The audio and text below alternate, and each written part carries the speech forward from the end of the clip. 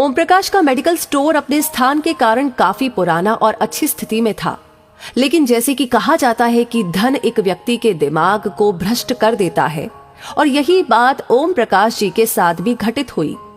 ओम जी बताते हैं कि मेरा मेडिकल स्टोर बहुत अच्छी तरह से चलता था और मेरी आर्थिक स्थिति भी बहुत अच्छी थी। अपनी कमाई से मैंने जमीन और कुछ प्लॉट खरीदे और अपने मेडिकल स्टोर के साथ एक क्लिनिकल लेबोरेटरी भी खोल ली।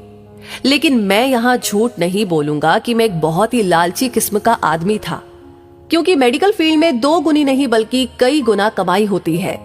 शायद ज्यादातर लोग इस बारे में नहीं जानते होंगे कि मेडिकल प्रोफेशन में 10 रुपए में आने वाली दवा आराम से 70 से 80 रुपए में बिक जाती है। लेकिन अगर कोई मुझसे कभी 2 रुपए भी कम करने को कहता तो मैं ग्राहक को मना कर देता। खैर, मैं हर किसी के बारे में बात नहीं कर रहा हूँ, सिर्फ अपनी बात कर रहा हूँ। साल 2008 में गर्मी के दिनों में एक बूढ़ा व्यक्ति मेरे स्टोर में आया। उसने मुझे डॉक्टर की पर्ची दी। मैंने दवा पढ़ी और उसे निकाल लिया। उस दवा का बिल 560 रुपए बन गया। उस बूढ़े ने अपनी सारी जेब खाली कर दी, लेकिन उसके पास कुल 180 रुपए थे। मैं उस समय बहुत ही गुस्से में था, क्योंकि मुझे काफी समय लगाकर उस बूढ़े व्यक्ति की दवा निकालनी पड़ी थी और ऊपर से उसके पास पर्याप्त पैसे भी नहीं थे। बूढ़ा दवा लेने से भी मना नहीं कर पा रहा था, शायद उसे दवा की सख्त जरूरत थी।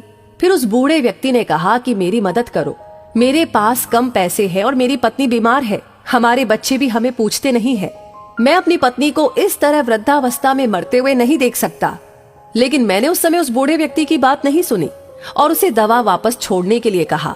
यहाँ पर मैं एक बात कहना चाहूंगा कि वास्तव में उस बूढ़े व्यक्ति की दवा की कुल राशि 120 रुपए ही बनती थी।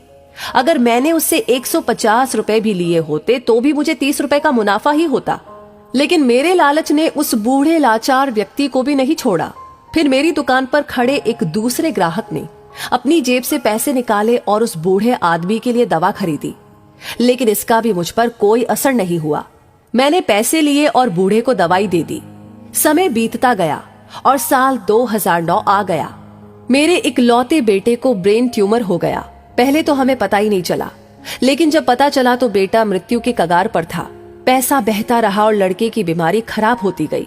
प्लॉट बिक गया, जमीन बिक गई और आखिरकार मेडिकल स्टोर भी बिक गया। लेकिन मेरे बेटे की तबीयत बिल्कुल नहीं सुधरी। उसका ऑपरेशन भी हुआ और जब सब पैसा खत्म हो गया तो आखिरकार डॉक्टर्स ने मुझे अपने बेटे को घर ले जाने और उसकी सेवा करने के लिए कहा। उसके बाद 2012 में मेरे बेटे का निधन हो गया। मैं जीवन भर कमाने के बाद भी उसे बचा नहीं सका। 2015 में मुझे भी लकवा मार गया और मुझे चोट भी लग गई।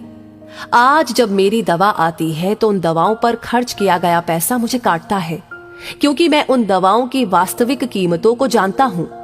एक दिन मैं कुछ दवाई लेने के लिए मेडिकल स्टोर पर गया और 100 रुपए का इंजेक्शन मुझे 700 रुपए में दिया गया। लेकिन उस समय मेरी जेब में 500 रुपए ही थे और इंजेक्शन के बिना ही मुझे मेडिकल स्टोर से वापस आना पड़ा। उस समय मुझे उस बूढ़े व्यक्ति की बहुत याद आई और मैं घर चला गया। मैं लोगों से कहना चाहता हूँ कि ठीक है कि हम सभी कमाने के लिए बैठे हैं, क्योंकि हर किसी के पास एक पेट है, लेकिन वैध तरीके से कमाए। गरीब लाचारों को लूट कर कमाई करना अच्छी बात नहीं है, क्योंकि नरक और स्वर्ग केवल इस धरती पर ही है, कहीं और नहीं। और आज मैं नरक भुगत रहा हूँ। पैसा हमेशा मदद नहीं करता, हमेशा ईश्वर के भय से चलो, उसका नियम अटल है। क्योंकि कई बार एक छोटा सा लालच भी हमें बहुत बड़े दुख में धकेल सकता है। तो दोस्तों, इस कहानी को सुनकर आप क्या महसूस करते हैं? अपनी राय हमें जरूर बताएं और इस वीडियो को ज्यादा से ज्यादा शेयर करें।